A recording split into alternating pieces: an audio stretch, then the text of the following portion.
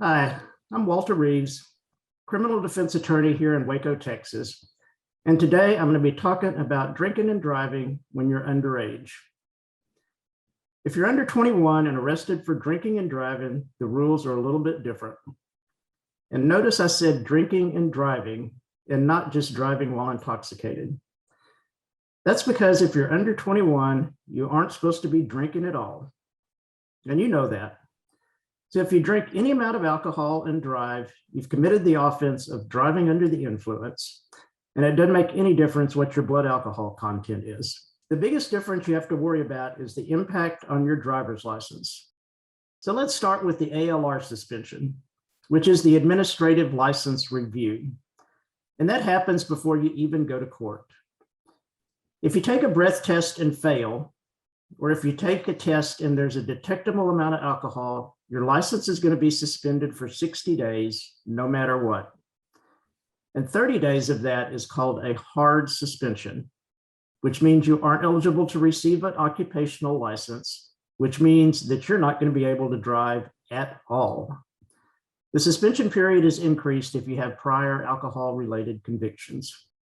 Now, if you refuse a test, your license is suspended for 180 days.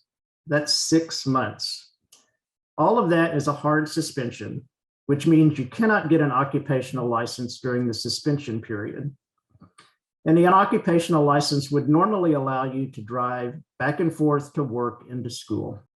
So what happens if you get convicted of driving while intoxicated?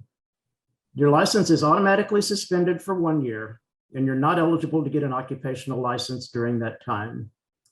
There is one exception, and that exception is that if you get probation, and a condition of probation is that you maintain an ignition lock on your vehicle, then you'll be able to drive during that period of time.